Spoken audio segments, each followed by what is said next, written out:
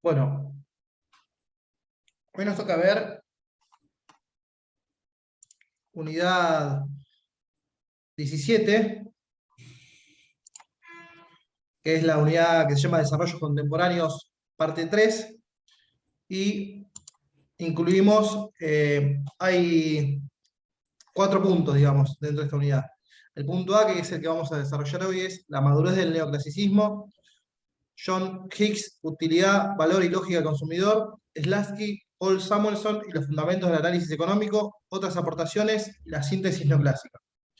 Luego tenemos el punto B, el problema de la medición de la economía real, Simón Kuznets y su trabajo sobre consumo y crecimiento, Leontief y la tabla de relaciones intersectoriales, el C, estática y dinámica económicas, y se focaliza en Baumol, y el punto D, los continuadores de la escuela austríaca, Mises y von Hayek, principales ideas, que es lo que dio Marcelo ayer, como recién comentaba.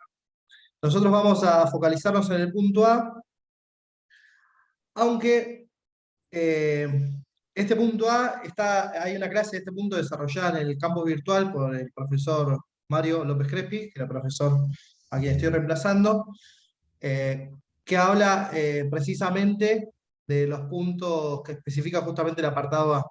Con lo cual, para no ser redundante, yo traté de darle eh, otro enfoque, y es más bien un enfoque basado en los orígenes y la consolidación de la síntesis neoclásica, ¿no? Un recorrido a partir desde la publicación de la teoría general, por supuesto, pero principalmente de las críticas y del origen de la síntesis neoclásica, que se reporta con la publicación de un artículo de John Hicks en 1937, o sea, menos de un año luego de publicar la teoría general, donde se dice, hay un consenso que a partir de ahí está el origen de la síntesis neoclásica, precisamente con el modelo ISLM, que en ese entonces Hicks denominó ISLL, pero es el modelo ISLM que está en los manuales de macroeconomía en la actualidad. A esos aportes de Hicks le vamos a sumar algunas contribuciones de Modigliani, Pigou y Patinkin, para finalmente concluir la presentación del manual de macroeconomía de Samuelson, que es como la cristalización de todos esos aportes en un manual de economía que comenzó a publicarse, si no me equivoco, en 1948, con un nombre un poco más largo, pero después a partir de 1955 ya tiene el nombre Economics o Economía a secas, y a partir del 1985 empieza a ser editado en coautoría con Nordhaus. Y es, digamos, la máxima expresión de la síntesis neoclásica. Así que ese es el recorrido propuesto para la clase de hoy, que difiere un poco a la clase presentada por el profesor Mario López Crespi, aunque en algunos puntos obviamente nos vamos a pisar.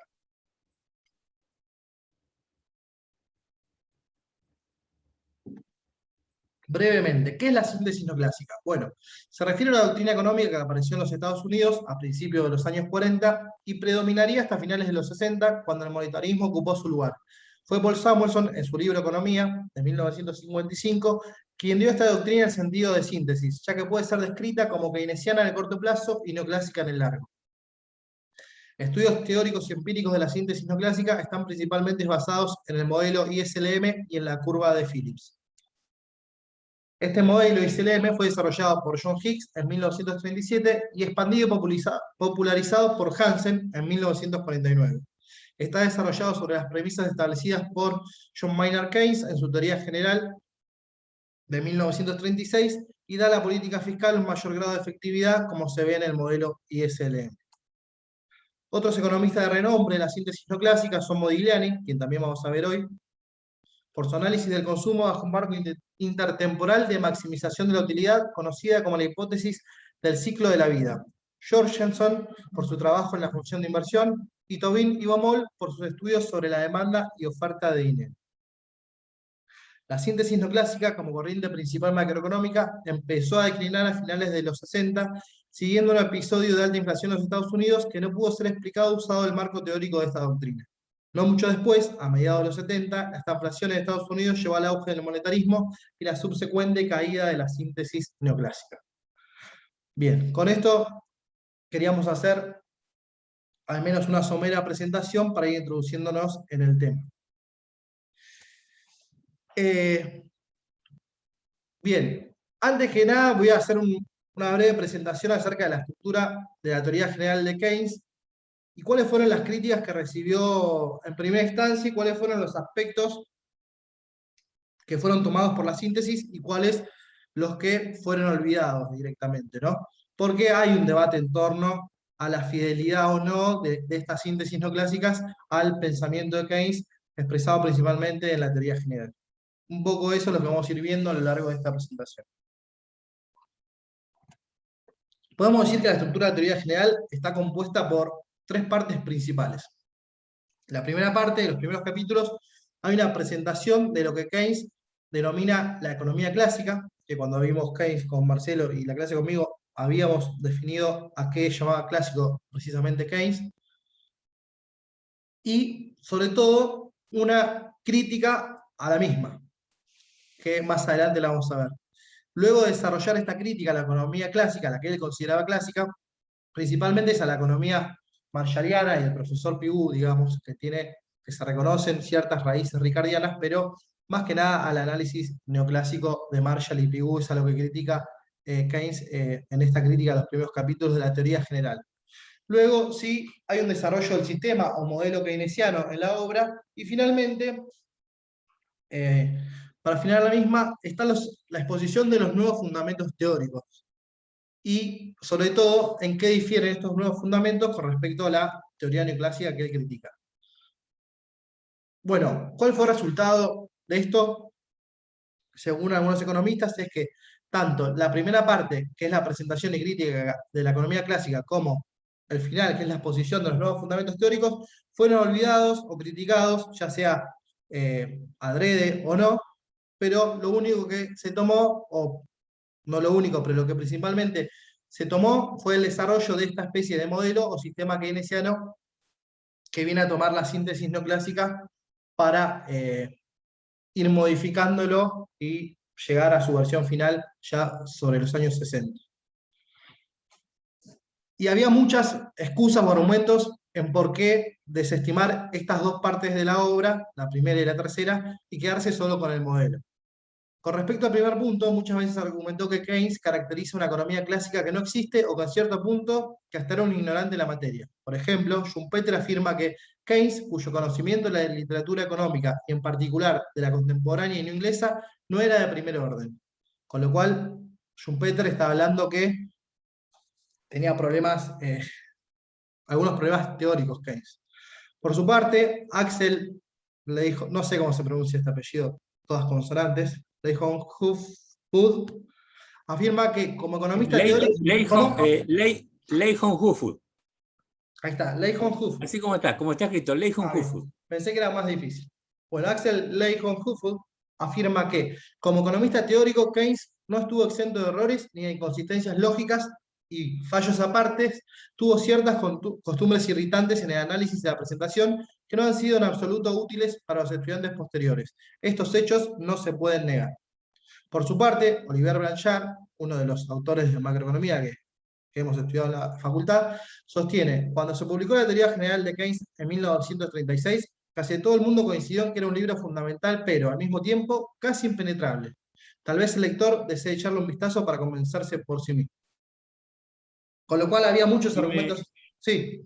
Si me permitís, ayer estuve buscando, tengo un reportaje acá a von Hayek, que se le hizo en la década del 70. Se supone que von Hayek y...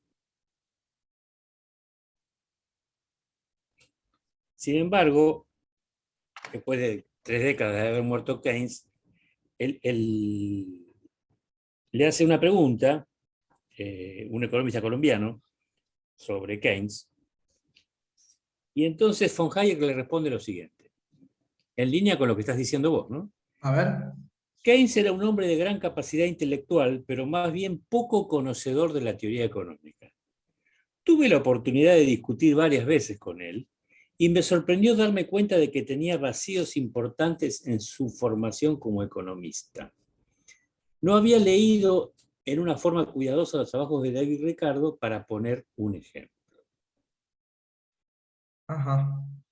Dice von Hayek que se supone que era un amigo de Keynes. Y lo dice cuando Keynes no puede defenderse. Lo mismo que Olivier Blanchard, Axel de Hooft y el propio Schumpeter. Exactamente. Es una crítica bastante funesta, pero bueno, Keynes estaba muerto cuando hicieron esas críticas. Me parecen, no sé, un poco injustas a mí, pero es una valoración personal eso, sobre todo eh, a lo largo de los pasajes siguientes. Bueno, está buena esa cita. Hoy yo vi también una entrevista que le hizo Axel de Hooft a Hayek también. Vi un pedazo porque tiene como hora y media dura, vi los extractos. Bien, continuamos con las caracterizaciones de la teoría general. Según Mark Blau, la teoría general es simplemente un libro poco claro y mal escrito. Seymour Harris, en la introducción de la renombrada guía de Hansen, escribió que la exposición ofreció dificultades, pues muchas ideas no habían sido pensadas claramente. Hubo algunas confusiones y aún errores. No era muy clara la relación entre la teoría general y la doctrina aceptada. Y Keynes, como muchos innovadores, particularmente los que no están empapados en el tema, se inclinó por exagerar la novedad de su enfoque y desarrollo. También bastante crítico, ¿no? Una crítica severa. En definitiva, esto condujo a que luego la publicación de la teoría general en 1936 solo quedara en pie el modelo keynesiano, modelo entre comillas, y desechado por completo las críticas a la economía clásica y por sobre todo pasado por alto los nuevos fundamentos teóricos planteados en la obra. Y eso es un poco lo que va a pasar a partir de la publicación del artículo de Higgs, que es lo que vamos a ir viendo. A su vez, el modelo keynesiano que se mantuvo fue aquel heredado de intérpretes de Keynes y no el propuesto por el propio autor. Entre estos intérpretes se encuentran John Higgs, este es Franco Modigliani, no sé por qué tiene una A, Patinkin y Samuelson. Bien, antes de ir a las críticas que le hiciera Higgs a la versión de la teoría clásica según Keynes, vamos a poner brevemente en el segundo capítulo, primero y segundo capítulo de teoría general, la descripción que hace Keynes de la teoría clásica, ¿no? Para tener un lugar desde donde partir. En el capítulo 1 de la teoría general, Keynes afirma: he llamado a este libro teoría general de la ocupación, el interés y el dinero, recalcando el sufijo general con el objeto que el título sirva para contrastar mis argumentos y conclusiones con la teoría clásica, en la que me eduqué y domina el pensamiento económico, tanto práctico como teórico, de los académicos y gobernantes de esta generación, igual que lo ha dominado durante los últimos 100 años. Sostendré que los postulados de la teoría clásica solo son aplicables a un caso especial y no en general, porque las condiciones que supone son un caso extremo de todas las posiciones posibles de equilibrio. Más aún, las características del caso especial supuesto por la teoría clásica no son las de la sociedad económica en que hoy vivimos, razón por la que sus enseñanzas engañan y son desastrosas si intentamos aplicarlas a los hechos reales. Y Keynes, por otro lado, era totalmente consciente de las repercusiones que su obra traía al mundo académico, a tal punto que él mismo dice: supongo que quienes se aferran demasiado a lo que llamaré la teoría clásica vacilarán entre la creencia de que estoy completamente equivocado y de la que no estoy diciendo nada nuevo. Es un poco lo que reflejamos con las citas de autores precedentes, en donde decían o que bien estaba equivocado en la presentación de su visión de la escuela clásica, o que, como dice Higgs, estas cosas que dijo Keynes ya se habían dicho antes y no estaba inventando nada. Bien.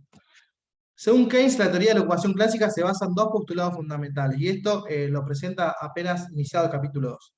El postulado 1 dice que el salario es igual al producto marginal del trabajo, es decir, está hablando de la curva de demanda laboral.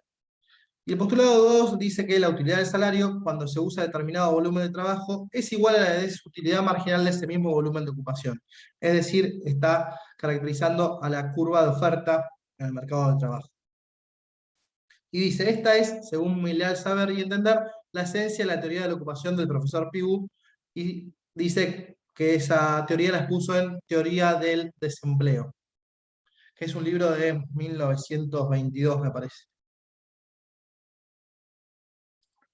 Y de este análisis se desprende que, en esencia, el desempleo puede representarse como un exceso de oferta de trabajo y que, por tanto, el propio mercado contiene un mecanismo correctivo, pues el exceso de oferta desencadena una reducción en el salario nominal y real.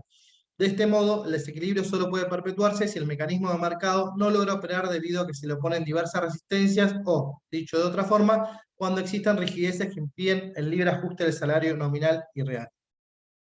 Keynes afirma que para la teoría clásica, la falta de ocupación que caracteriza una depresión se debe a la negativa de los obreros a aceptar una rebaja en el salario nominal. Y continúa afirmando que la teoría clásica ha acostumbrado a apoyar el supuesto carácter de ajuste automático del sistema económico sobre una hipotética fluidez de los salarios nominales, y cuando hay rigidez, echarle la culpa al desajuste. Y en la crítica a esta teoría, Keynes sostiene que el primer postulado está bien, digamos, es correcto, o sea, Keynes en su análisis conserva la curva de demanda de trabajo, que es equivalente a la productividad marginal de trabajo, en ese sentido es igual, pero realiza una crítica empírica y otra teórica al segundo postulado, a la curva de oferta de trabajo, y dice que ese está mal, y concluye que el segundo postulado de teoría clásica de la ocupación no desempeña papel alguno en la determinación del empleo ni en la determinación del salario, con lo cual no lo va a hacer en su teoría general que va a desarrollar. No tiene importancia porque dice que esa construcción de la curva de oferta de trabajo está mal. Da una serie bastante extensa de argumentos que no los traje a colación porque no era el tema de la clase hoy. Bien, y ahí compartimos la siguiente cita, que dice: a recalcar nuestro punto de partida, divergente del sistema clásico, no debemos olvidar una concordancia importante, porque mantendremos el primer postulado como hasta aquí. Quiere decir que con una determinada organización, equipo y técnica, los salarios reales y el volumen de producción, y por el siguiente empleo, están relacionados en una sola forma, de manera tal que, en términos generales, un aumento de la ocupación solo puede ocurrir acompañada de un descenso de la tasa de salarios reales. Cualquier medio de aumentar la ocupación tiene que ocasionar al mismo tiempo una reducción del producto marginal y, en consecuencia, otra de la magnitud de los salarios medida en dicho producto. Con lo cual, desecha la curva de oferta, pero mantiene la demanda de trabajo y dice que a medida que se avanza en niveles mayores de ocupación, la productividad del trabajo cae, con lo cual el salario será menor. En ese sentido, es igual, pero su explicación es distinta a la teoría clásica. O sea, son iguales las consecuencias, que a mayor nivel de ocupación el salario será menor, es decir, es decreciente, pero la explicación teórica resulta distinta. Bien. Ahora sí, ya luego de haber presentado esta concepción de la teoría clásica de la ocupación de Keynes, es que nos vamos a adentrar en el primer autor de la síntesis no clásica, que es Higgs, y en particularmente con su artículo publicado en 1937, titulado Mr. Keynes y los clásicos, una interpretación sugerida. Las primeras interpretaciones de la teoría general de 1936 de Keynes fueron formalizadas por Harold Higgs y May en el simposio Mr. Keynes System, durante la sexta conferencia europea de la Sociedad de Econometría realizada en Oxford entre el 25 y el 29 de septiembre de 1936. Con lo cual, el modelo de ISLM de Higgs ya estaba confeccionado, por lo menos en una visión preliminar, el mismo año en que Keynes había publicado la teoría general, que sinceramente no recuerdo, no sé el mes en que se publicó. Con lo cual... se publicó en marzo. 6 meses después, entonces. En marzo del 36. Ahora, Mead había participado en el circo famoso, o sea que estaba en Cambridge, James Mead. Higgs no, era de Oxford, pero es posible que tuviera conocimiento previo a los postulados keynesianos a través de Harold. Porque Harold, que también era de Oxford, había sido alumno de Keynes. Y Keynes, esto lo conté en mi clase, Keynes le mandó las pruebas de Galera en 2 oportunidades por lo menos, y Harold sugirió algunas correcciones y la inclusión de un gráfico que Keynes aceptó. Bien, perfecto. Ahora hay unas consideraciones acerca desde dónde escribía Higgs acerca de Keynes, reconociendo, como vos decís, Marcelo, que Mead sí era parte del círculo de Keynes, y él no, por lo menos el círculo íntimo cerrado en el que hacían esos seminarios del que vos habías leído una cita, que Keynes parecía como que era el dios que no se hacía presente, y Mead era el intermediario. Bien, los trabajos, previas modificaciones, fueron publicados finalmente en las revistas Econométrica y la Review of Economic Studies. El de Higgs, particularmente, fue publicado en Econométrica en 1937. Y fue publicado con el título Mr. Keynes y los clásicos, una interpretación sugerida, como se había dicho previamente. Pero es importante conocer, como bien decía Marcelo, desde qué lugar escribe Higgs su famoso artículo. Y Y él mismo dice, hay varios economistas vivos, como Richard Kahn, Joan Robinson, Roy Harrod y James Mead, que en los años críticos en que estaba tomando forma la teoría general, eran miembros del círculo de Keynes. Sabemos ahora que todos ellos tuvieron alguna participación en la construcción de la obra. Yo no fui miembro de ese grupo, no conocía a Keynes hasta que el libro estuvo caso terminado, aunque previamente había mantenido con él alguna correspondencia. Yo estaba trabajando en la Escuela de Economía de Londres, que tenía la fama de ser un baluarte del anti-keynesianismo, y cuando escribí mi primer libro, La teoría de los salarios, en 1932, era un miembro regular de la escuela. Sin embargo, era un converso, o mejor dicho, me había convertido a mí mismo. Esta cita, bueno, la puse para ver que justamente creo que Higgs estaba en Londres, donde dice, con Robbins, me parece, que también estaba Robbins, con lo cual ellos eran los anti-keynesianos. Es decir, interpreta a Keynes de una posición en principio anti-keynesiana. Y en parte, algunas de las, digamos, que algunos mencionan degeneraciones o malinterpretaciones de Keynes, por Higgs pueden explicarse en parte por ese anti-keynesianismo previo. Pero bueno, sigamos entonces con esta cuestión. En el análisis del artículo de Higgs, es un artículo de apenas 9, 10 páginas, no más que eso, un artículo muy cortito. Se puede observar que se destacan 3 ejes principales. En primer lugar, Higgs rechaza la caracterización que Keynes realiza en la teoría clásica, argumentando incluso que obedece a una invención del autor británico. Aunque les hayan convencido los argumentos del señor Keynes y reconozcan humildemente haber sido economistas clásicos, les es difícil hacerse a la idea de que hubieran creído en aquellos días lo que el señor Keynes afirma. Para mucha gente sus doctrinas son tan nuevas y extrañas como la del mismo señor Keynes. Por eso es fácil entender el desconcierto del economista medio cuando se les dice que esas eran sus ideas. Con lo cual es bastante fuerte la crítica de Higgs a la concepción de la economía clásica de Keynes. Luego, Higgs en su obra reconstruye lo que él mismo considera la escuela clásica y va a presentar una versión desde su punto de vista. Y en tercera instancia va a presentar una visión del sistema keynesiano, una visión de Higgs, o sea, una interpretación de Higgs del sistema keynesiano, y finalmente va a comparar su propia presentación del sistema keynesiano con su reconstrucción del modelo clásico para determinar cuáles son los verdaderos aportes de la teoría general. El propio Higgs lo dice. En tales circunstancias, parece que haya de ser útil intentar construir una teoría clásica típica. Si podemos elaborar esa teoría y mostrar que proporciona resultados que siempre se han aceptado y que no concuerdan con las conclusiones del señor Keynes, dispondríamos entonces de una base satisfactoria de comparación. Podríamos delimitar de forma más exactas las innovaciones del señor Keynes y descubrir cuáles fueron las verdaderas cuestiones en discusión. ¿Hasta ahí vamos bien? ¿Se entiende cuál es digamos, la lógica o el recorrido propuesto por Higgs en el artículo? Sí, Agustín. Perfecto. Bien. Bueno, ¿cuáles son las características del sistema clásico desde la visión de Higgs? Y lo presenta en términos formales. W, salario nominal, el cual viene dado. X representa el nivel de producción de bienes de inversión, es decir, de bienes de capital, y la producción de bienes de consumo. N de X es el nivel de empleo en la industria de bienes de consumo. N de Y, lo mismo, pero para la industria de bienes de inversión.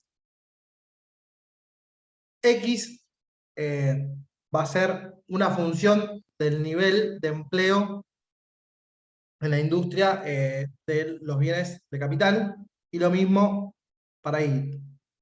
La función de producción de los bienes de consumo estará en función de la ocupación de esa rama de actividad.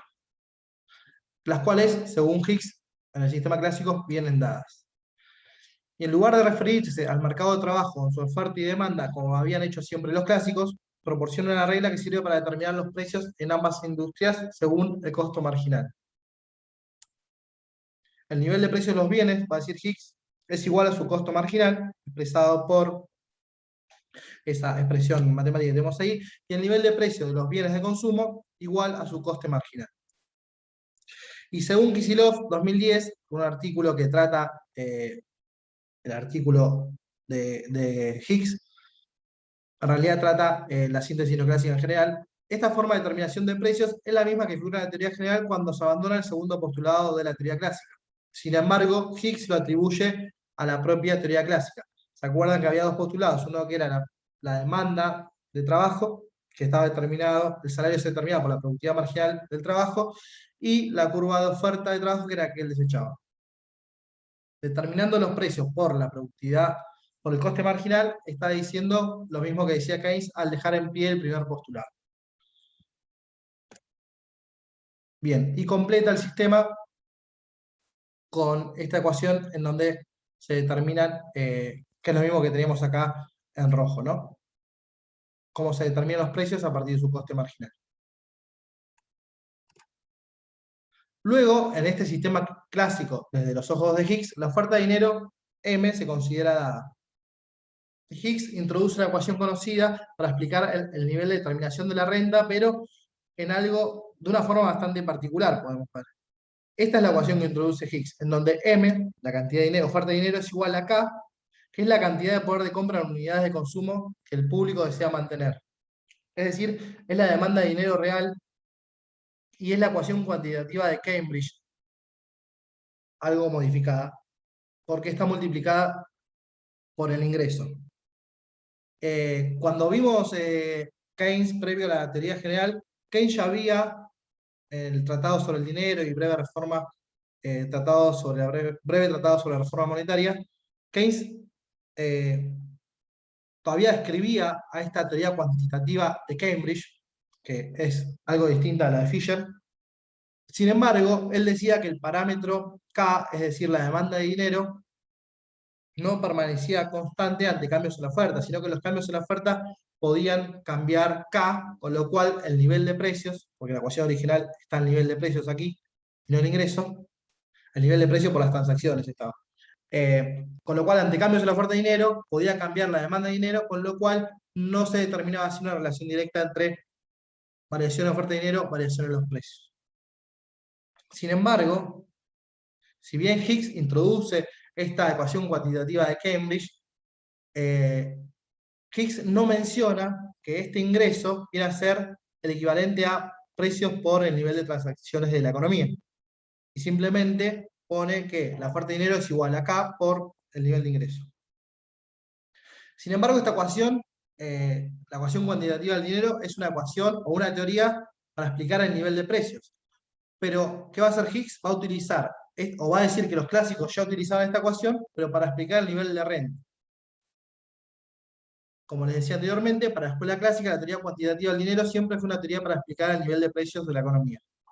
En la versión clásica, el ingreso o volumen de transacciones se considera dado. La velocidad del dinero o la demanda de dinero se consideran constantes, entonces, ante cambios en M, aumentan los precios de forma proporcional. Esa es la teoría cuantitativa del dinero tradicional de Fisher que conocemos y que hasta ese momento la teoría clásica sostenía. Sin embargo, Higgs convierte esta teoría de los precios en una teoría para determinar el nivel de ingreso. De la primera ecuación, dice Higgs, se deduce directamente en cuanto se dan K, que es la demanda de dinero real, y M, entonces I queda completamente determinada. Esto quiere decir que la renta total depende directamente de la cantidad de dinero.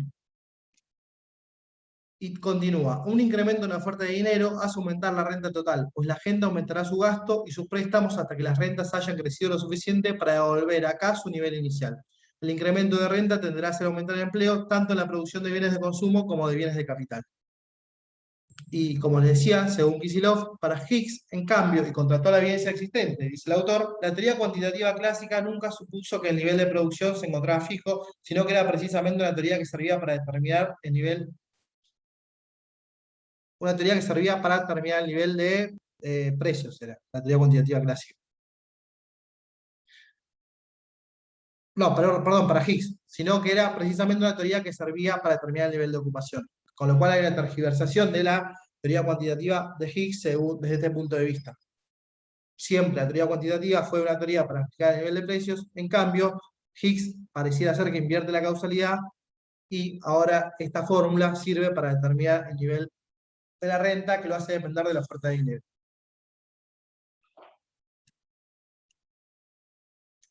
Y Keynes tiene una visión totalmente opuesta a la de Higgs, y lo hace saber diciendo que la mayor parte de los tratados sobre la teoría del valor y de la producción se refieren, en primer término, a la distribución de un volumen dado de recursos empleados en diferentes usos y a las condiciones que, supuesta la ocupación de esta cantidad de recursos, determinen su remuneración relativa y el relativo valor de sus productos.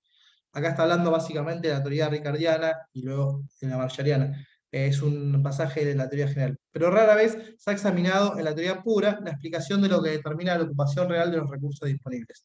Y ese es el objetivo último de Keynes, determinar el nivel de ocupación. Sin embargo, Higgs dice que la teoría clásica ya tenía cómo determinar el nivel de ocupación y era a través de esta ecuación de la teoría cuantitativa versión Cambridge. Bien, después otra diferencia con respecto al mercado de capitales. Según Higgs, la oferta de capital es equivalente al ahorro en el sistema clásico y es ofrecido proporcionado por el ahorro de las familias y la tasa de interés remunera el sacrificio a la espera. En términos de Marshall, es la remuneración del sacrificio a la espera. Y la demanda capital será la inversión en donde los empresarios van a comparar la productividad marginal de capital con la tasa de interés para llevar a cabo o no sus proyectos de inversión. Esta es la descripción que hace Higgs acerca del mercado de capitales clásico hasta entonces, que es correcto. Con lo cual, la demanda de inversión va a ser una función de la tasa de interés.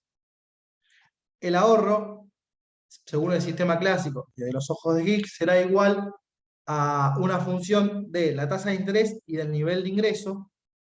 Acá veremos que va a haber una diferencia sustancial con el sistema keynesiano, porque para Keynes el ahorro es una función de la productividad marginal de consumo y del ingreso, o más sencillamente del ingreso y no de la tasa de interés.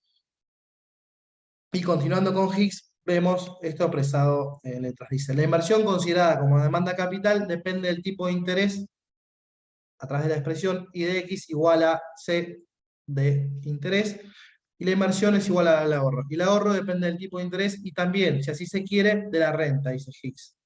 Sin embargo, como la renta ya está determinada, no tenemos que preocuparnos por incluirla, a no ser que así nos interese. Sin embargo, en este caso, Higgs tampoco será fiel a Keynes, dice el propio Kicillof, ya que sostiene que la función clásica de inversiones es lo que en Keynes se convierte en la eficacia marginal de capital. Y Keynes había dicho que, aunque existen fuerzas que hacen subir o bajar la tasa de inversión de modo de mantener la eficiencia marginal de capital igual a la tasa de interés, sin embargo, la eficiencia marginal de capital es en sí una cosa distinta de la tasa de interés prevaleciente. Cuando vimos Keynes, esto lo vimos, que la eficiencia marginal de capital no era igual a la tasa de interés. Y en este sentido, Keynes lo que proponía era una nueva categoría, la eficiencia marginal de capital, justamente porque considera que el concepto clásico de productividad marginal de capital es ambiguo y que, además, encierra importantes efectos teóricos. Entre estas deficiencias se encuentra la imposibilidad de definir la unidad de capital sobre la cual se realiza el cálculo de productividad. Es decir, si eran términos físicos que se calculaba la productividad marginal de capital, homogeneizar esa unidad de capital era dificultoso en términos teóricos para Keynes. Y dice, para empezar, tenemos la ambigüedad de si lo que nos interesa es el incremento en producto físico por unidad de tiempo debido al empleo de una unidad física más de capital o el incremento del valor debido al empleo de una unidad más de valor de capital. Lo primero supone dificultades respecto a la definición de la unidad física de capital, lo que en mi opinión es insoluble y, además, innecesario. ¿Por qué es innecesario? Porque va a dar otra explicación a lo que es la eficiencia marginal del capital. En cierta manera está anticipando la controversia de los cambios. Exactamente. La discusión de Samuelson con Robinson, básicamente, es. Claro. Tal cual, sí, es ese. Que bueno, el propio Samuelson admite que no le encuentran solución, por lo menos desde su punto de vista, ¿no? Al final de la controversia. Sí, eso dice la tradición, sí. Sí, yo nunca lo leí, lo he escuchado por ahí. Bien, finalmente el sistema clásico, según Higgs, estaría representado por las siguientes ecuaciones. La ecuación cuantitativa del dinero de Cambridge modificada, donde M es igual a K, que era la demanda real de dinero, por el nivel de ingreso. La inversión como una función de la tasa de interés, y la inversión igual al ahorro, que el ahorro está determinado por la tasa de interés y a la vez por el ingreso. En su presentación de la teoría clásica, Higgs descarta el mercado de trabajo clásico para determinar el nivel de ocupación. al descartar el mercado de trabajo clásico para determinar el nivel de ocupación, está, digamos, descartando una de las críticas principales de Keynes en la primera parte de su obra. Justamente lo que Keynes viene a criticar era esta determinación del nivel de ocupación de la teoría clásica del mercado de trabajo. Para Higgs, evidentemente, eso no era parte del sistema clásico. Bien, así incluye una versión de la teoría cuantitativa de dinero para determinar el nivel del ingreso, cuando siempre fue una ecuación para explicar el nivel de precios considerando el ingreso dado al primer empleo. Con lo cual, una teoría en donde se consideraba el nivel de ingreso dado, él la utiliza, esa misma ecuación, para explicar el nivel de ingreso. Se elimina así la neutralidad del dinero propia de los clásicos. Creo que es bastante evidente, bastante conocido que hasta ese entonces la neutralidad del dinero era un precepto bastante reconocido por la economía ortodoxa, al menos. E incluye el mercado capital clásico, pero hace equivaler la productividad marginal del capital con la eficiencia marginal del capital, cuando Keynes había estado en contra de esa equivalencia y justamente, digamos, en sus fundamentos teóricos decía que era muy difícil el cálculo de la productividad marginal del capital y que incluso no tenía importancia. Ahora bien, según Kicillof, al presentar esta versión del modelo clásico, exime a la ortodoxia de su adhesión a la ley de Say por un lado y a la teoría cuantitativa del dinero, las cuales eran fuertemente criticadas por Keynes. Con lo cual, al cambiar la concepción de la escuela clásica, toda la crítica de Keynes pareciera ser que está hecha al vacío, a una cosa que el propio Keynes se inventó. Bien, y continuando con la cita del autor mencionado, tenemos que sencillamente para Higgs lo principal del sistema clásico es que los desplazamientos de la curva de inversión son incapaces de afectar el nivel de producción y en cambio producen exclusivamente cambios en la tasa de interés, mientras que las variaciones de la cantidad de dinero afectan directa y proporcionalmente al nivel de empleo sin que cambie la tasa de interés. En términos más modernos, lo característico del sistema clásico es que la política fiscal no es efectiva, mientras la política monetaria sí lo es. Así Higgs consigue su objetivo, según Kicillof, degradar el aporte de Keynes, porque a las caras se trata de un pobre resultado que no justificaría ninguna revolución teórica. Entonces, a continuación veremos cuál es el verdadero aporte de Keynes a la teoría económica según Higgs. Bien, desde el punto de vista de Higgs, el sistema keynesiano estaría conformado por estas ecuaciones, en donde la oferta de dinero es igual a la demanda de dinero y la demanda de dinero es la demanda representa la preferencia por la liquidez y Higgs la presenta en función de la tasa de interés. En cuanto a la inversión, en términos de ecuación, la inversión es una función de la tasa de interés y se presenta igual, aunque conceptualmente no es lo mismo, pero la ecuación es la misma. Y la tercera ecuación, donde dice que la inversión es igual al ahorro, Higgs bien dice que el ahorro para Keynes era una función del ingreso y para los clásicos del ingreso y la tasa de interés. Y ahí vemos la diferencia de los dos sistemas, el sistema keynesiano y el sistema clásico, según la concepción de Higgs. Bien.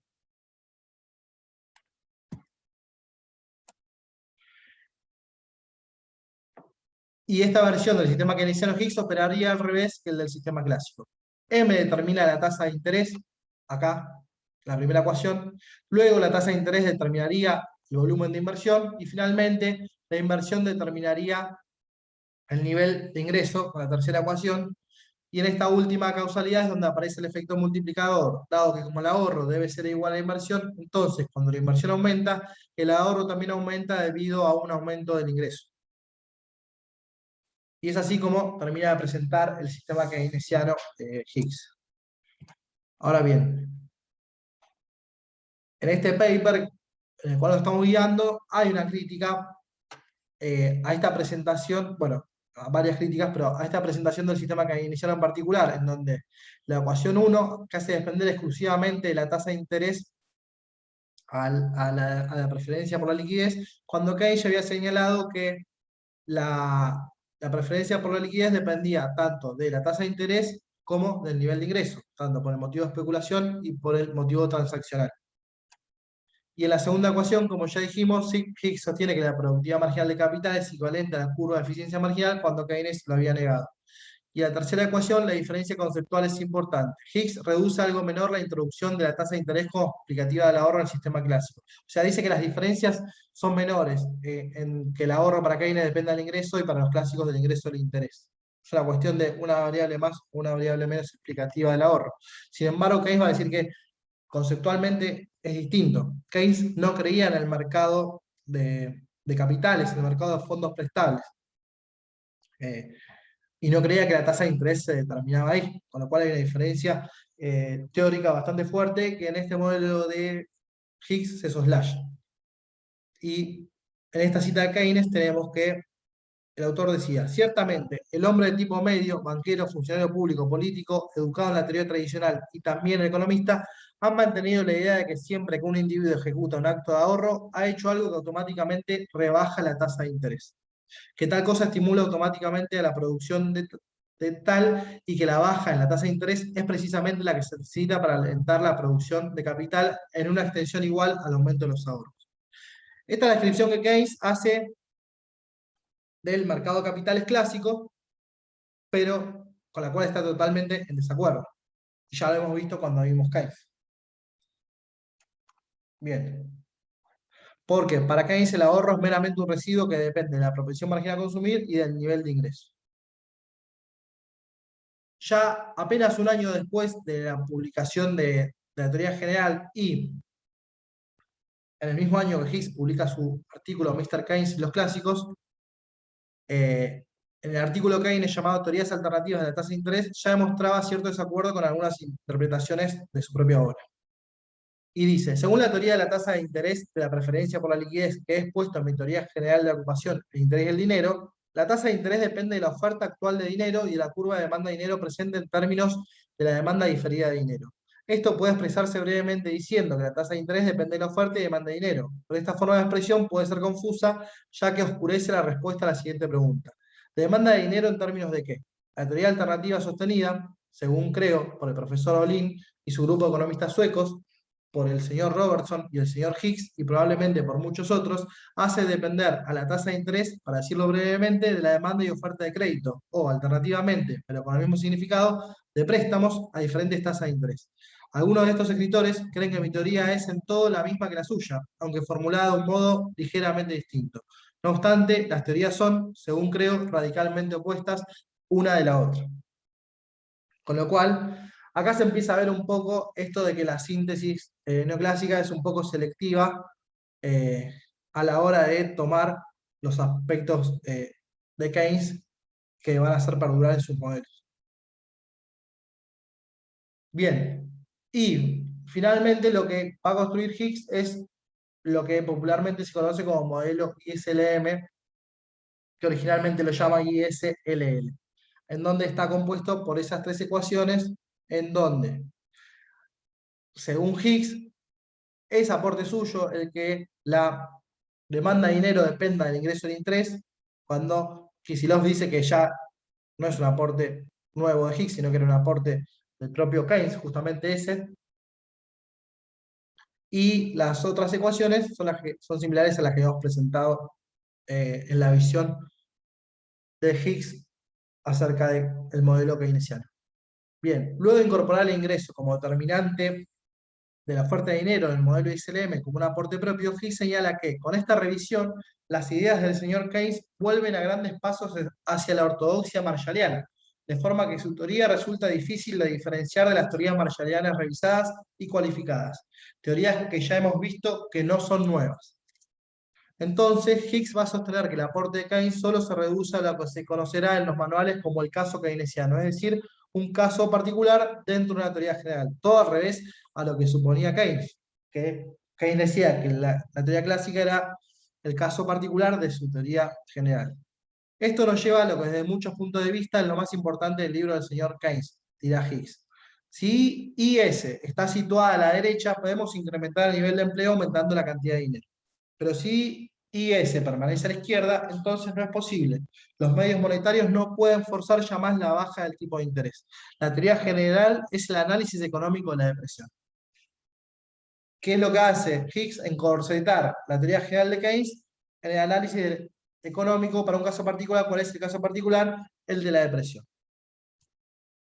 Sin embargo, para Keynes, los casos en que se presentaba la famosa trampa de liquidez dentro de su teoría eran casos excepcionales y el propio Keynes va a decir que nunca había visto uno.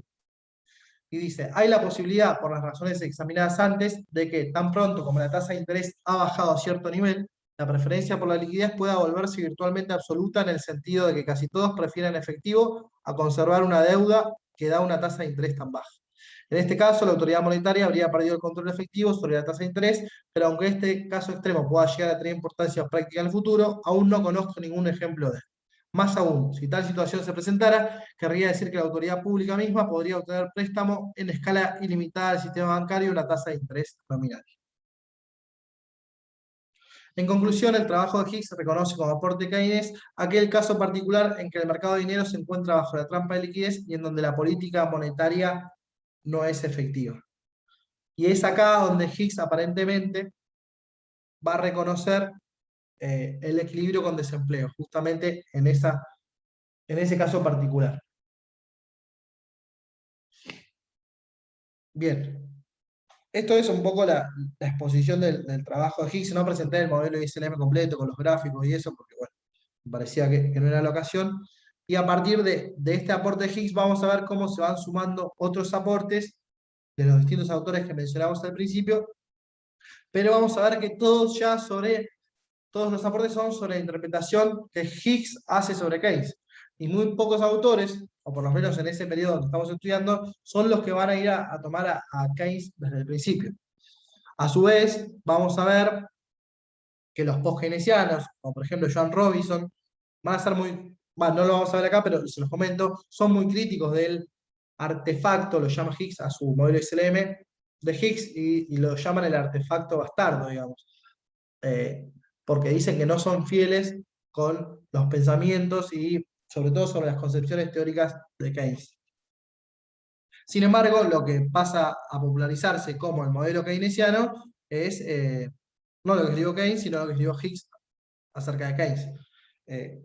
Esa es un poco la historia de la síntesis neoclásica, o los orígenes de la síntesis neoclásica.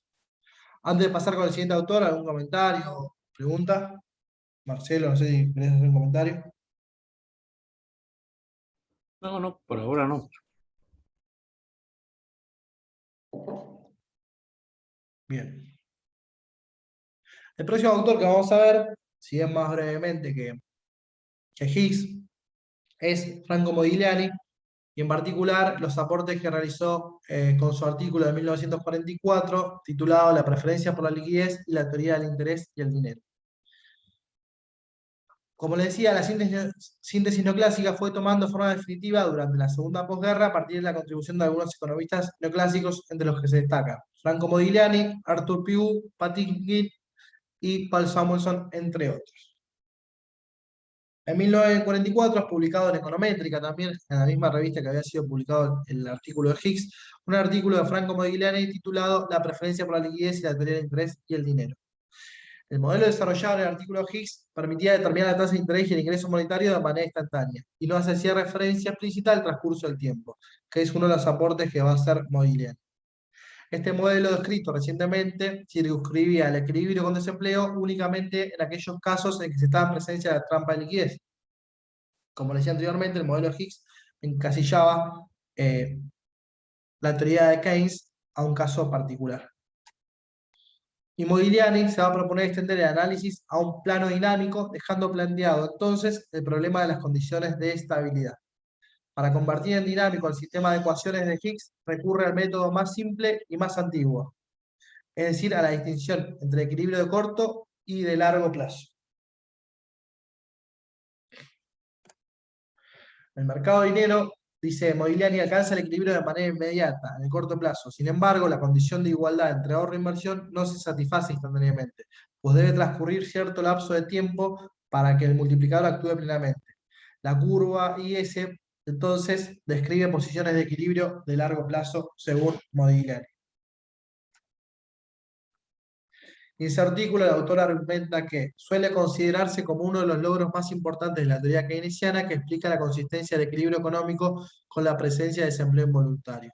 Eso, sin embargo, no se reconoce suficientemente que, salvo en un caso límite que se considerará más adelante, este resultado debe ser enteramente frente a la suposición de salarios rígidos y no a la preferencia por la liquidez keynesiana. Bueno, hay algunas palabras, algunos conectores que están mal. Con lo cual, ¿qué dice Modigliani? Que el caso keynesiano no va a ser el presentado por Higgs, la preferencia de la liquidez, sino que el equilibrio con desempleo va a ser posible cuando supongamos salarios rígidos, precios y salarios rígidos a la baja. Entonces, esto que estudiamos nosotros, que en el modelo keynesiano hay precios y salarios que son rígidos y son inflexibles a la baja, es un aporte en el modelo de Franco Modigliani. Y en su artículo, volviendo a Higgs, consideraba que el aporte principal de Keynes estaba vinculado a la inclusión de la función de preferencia por la liquidez. La tasa de interés pasa a ocupar un papel clave como mecanismo de transmisión entre la cantidad de dinero y nivel de ingreso. Ese era el aporte de Keynes según Higgs. Y entonces, es por este motivo que Modigliani asocia el equilibrio con desempleo a la forma particular que asume la curva LM en presencia de trampa liquidez. Es decir, ¿por qué puse este párrafo? Porque Modigliani está hablando del modelo de Higgs, no está hablando de lo que decía Keynes. Que Higgs había dicho que el caso keynesiano era el caso en el cual estábamos en presencia de trampa de liquidez. Con lo cual, Modigliani no le está hablando a Keynes, sino que le está hablando a Higgs. Eso es lo que quería resaltar. Y esto implica que en su artículo Modigliani, bueno, eso mismo está diciendo. Sin embargo, Modigliani traslada la posibilidad de presencia de equilibrio con desempleo a otro terreno, y era el que les habíamos anticipado antes. En esta nueva interpretación se sostiene que el supuesto clave que conduce al resultado alcanzado por Keynes es la rigidez de los salarios. Y el modelo que construye capaz de arribar a puntos de equilibrio con desempleo sin necesidad de recurrir a la trampa de liquidez de Higgs.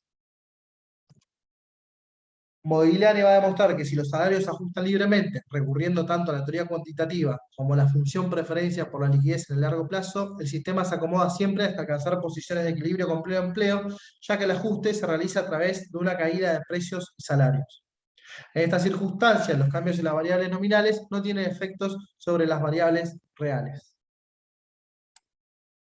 Y el mecanismo es el siguiente. Con la oferta monetaria fija, una disminución exógena en la eficiencia marginal de capital, es decir, un desplazamiento de la curva de inversión, empuja la tasa de interés de equilibrio hacia un nivel más bajo, desencadenando un incremento en la demanda de dinero como activo.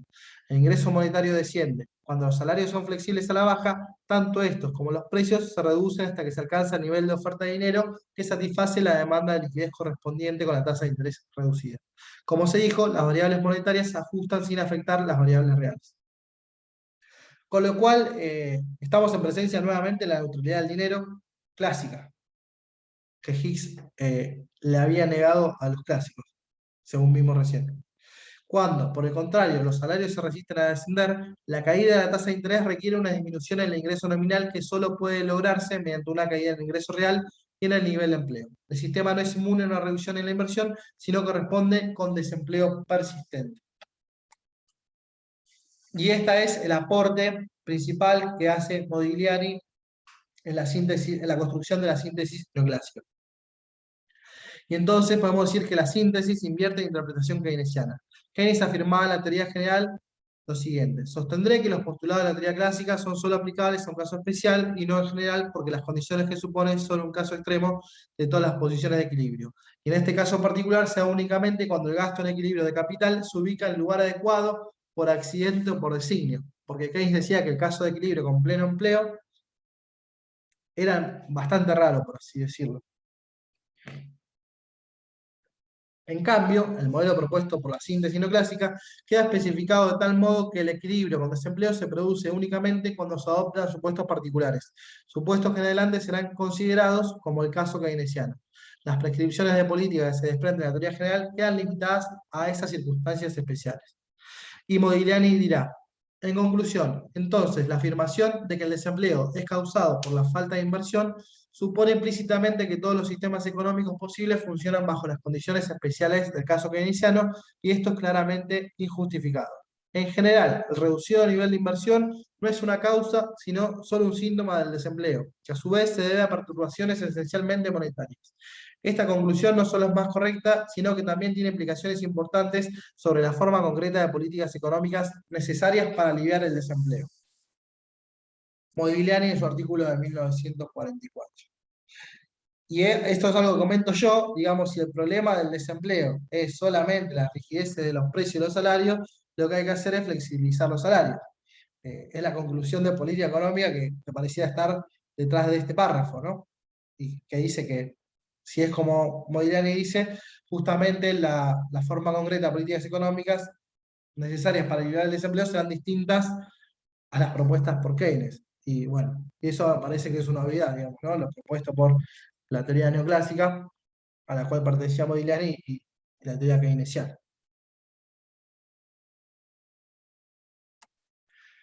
Y bueno, y ahí ponemos la conclusión de Kicillof en otro artículo, no en el mismo, sino en el que trata el caso de Modigliani, que dice que el modelo muestra que existen dos hipotéticas excepciones a esta tendencia inexorable que empuja el pleno empleo. A, cuando la economía se encuentra atascada en la etapa de liquidez, en el caso presentado por Higgs, y B, cuando los salarios son renuentes a caer a pesar de que hay trabajadores desempleados, que sería el caso que presentamos recién de Modigliani. Bien, hasta acá los aportes de Higgs y Modigliani. Brevemente, también de forma rápida, veremos los aportes de Pigou a esta construcción de la síntesis neoclásica en su artículo de 1943 titulado El Estado Estacionario Clásico, en el cual se propone discutir con Hansen, quien había afirmado que el estado estacionario no puede existir en el pleno empleo. Estado estacionario es cuando la inversión es cero, digamos, el volumen de capital no se incrementa. Hansen había dicho que en ese estado al que llevaba la economía no podía existir el pleno empleo. Sin embargo, Pigou va a debatir con él. Una de sus conclusiones puede resumirse en la siguiente afirmación. Dadas las condiciones técnicas, etcétera, si los asalariados siguen una política salarial competitiva, el sistema económico debe avanzar, en última instancia, a un estado estacionario de pleno empleo, la cual es la tesis esencial de los clásicos. Bien, como vemos, Pigou reivindica la posición de los clásicos, en donde el pleno empleo por las fuerzas de mercado estaba asegurado, y suministra un mecanismo que entra en acción cuando los salarios nominales se reducen. La explicación ahora es distinta al modelo de Modigliani. Dice, la disminución de los salarios monetarios se refleja en una caída de los precios, lo que implica a su vez un incremento del stock de dinero evaluado en términos reales. En la literatura se lo denominará efecto saldos reales, efecto liquidez real o efecto Pigou o incluso efecto riqueza.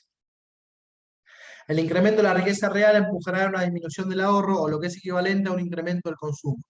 El aumento de la demanda empuja a la producción y el sistema económico regresa necesariamente al equilibrio con pleno empleo. Y esa es la aplicación del pleno empleo automático del modelo de Pigou. Con lo cual vamos viendo que todos se van desviando de las ideas originales de Keynes, volviendo a las raíces de esta economía clásica que más bien era neoclásica, ¿no? A lo que Keynes llamaba clásico.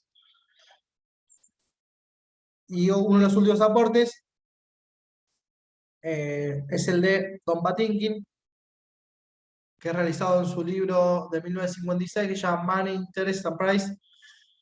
Bueno, una integración de la teoría monetaria y del valor. En este libro todos los elementos de la síntesis no clásica son integrados en una sola obra. La primera parte del libro corresponde a la microeconomía y la segunda se dedica a la macro. Fíjense que este libro es de 1956, cuando el libro de economía de Samuelson, si bien tenía un antecedente que era algo distinto, de 1948, pero el de Samuelson es del 55, con lo cual, nada, son bastante contemporáneos, tanto el Samuelson que vamos a ver en las próximas filminas, como el libro de Patinkin.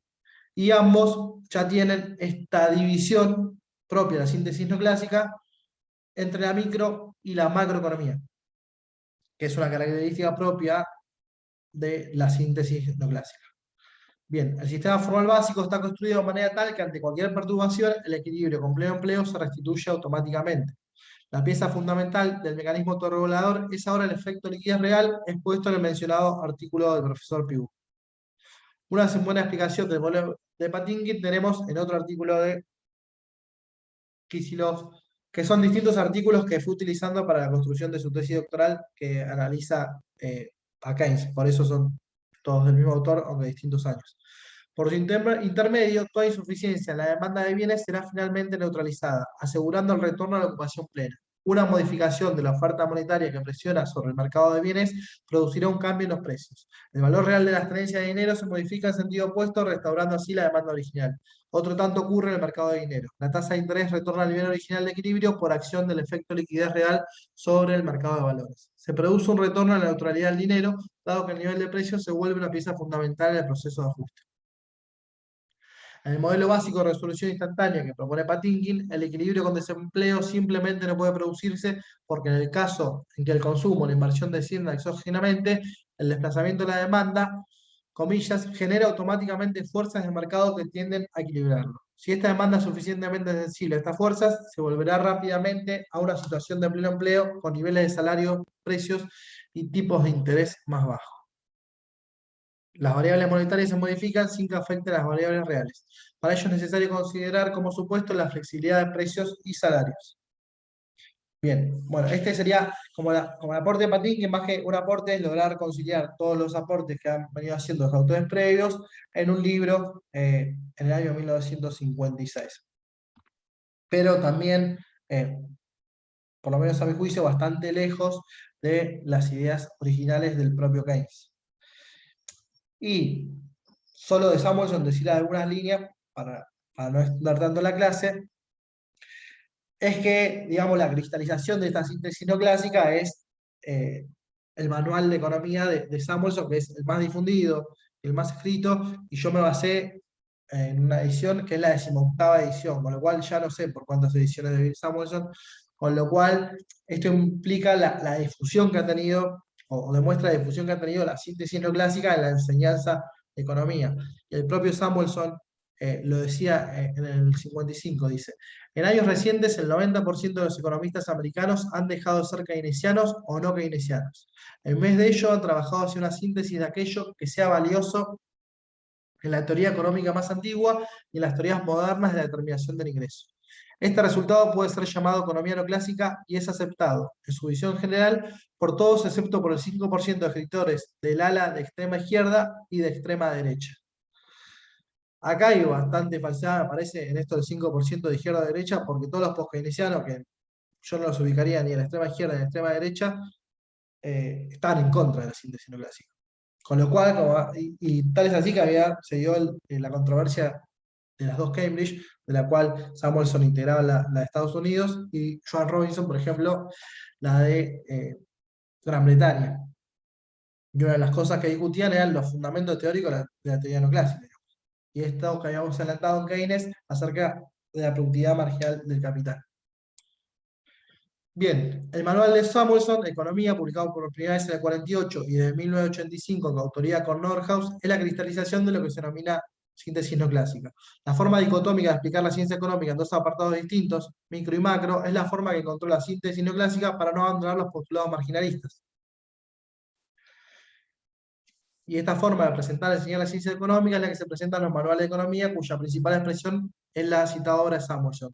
Y a continuación presento el índice, en donde, por lo menos el de la 18ª edición, en donde tiene parte 1, ciertos conceptos básicos, donde se da alguna definición de economía; parte 2, microeconomía, oferta, demanda y mercado de productos; parte 3, factores de mercado, trabajo, tierra y capital; parte 4, microeconomía aplicada, comercio internacional, estado y ambiente. Recién, en la parte 5, se produce el quiebre y comienzan los temas vinculados a la macroeconomía como una cuestión aparte. Macroeconomía, crecimiento económico, los ciclos económicos. Parte 6, crecimiento, desarrollo y economía global. Parte 7, desempleo, inflación y política monetaria. Un comentario más antes de finalizar es que la síntesis neoclásica a mediados de los 70, pero sobre todo incluso también en los 80 y los 90, entra en crisis, una crisis teórica, y se produce un estancamiento de los desarrollos teóricos. Y la principal crisis de esto es el reconocimiento de la principal parte de los macroeconomistas, es que hay distintas explicaciones en el mismo manual de economía al mismo fenómeno. Por ejemplo, como habíamos anticipado antes, cuando uno ve microeconomía, factores de mercado, trabajo, tierra y capital, ve el equilibrio del mercado de trabajo y ahí uno ve que se determina el nivel de ocupación. Sin embargo, cuando va a la parte macroeconómica, el nivel de ocupación se determina por otras variables. Y así uno puede ir encontrando distintas incongruencias. Por ejemplo, la tasa de interés es la remuneración al capital en la teoría microeconómica no clásica. Sin embargo, si tomamos a Keynes, la tasa de interés se determina en el mercado de dinero. Entonces, ¿cómo puede ser que una misma variable en un mismo libro responda a explicaciones distintas? Es que nunca, por lo menos a mi juicio, la síntesis no clásica ha logrado conciliar verdaderamente o de forma consistente ambas teorías, la neoclásica y la keynesiana, y es por eso, y a eso obedece, digamos, en parte esta división que tanto se habla de la micro y la macro. Bien. Y ese es Si me, si me permitís, yo tengo la 14ª edición Ajá. del año 1966 de Editorial Aguilar. ¿Sí? Esta es del 70, entonces. Pues no tenía el año la que yo tenía. Y creo que va por la edición 28 o 29, no estoy seguro. Pero no es exactamente la misma. ¿Ah, no? No, la misma distribución. O sea, dentro de cada parte.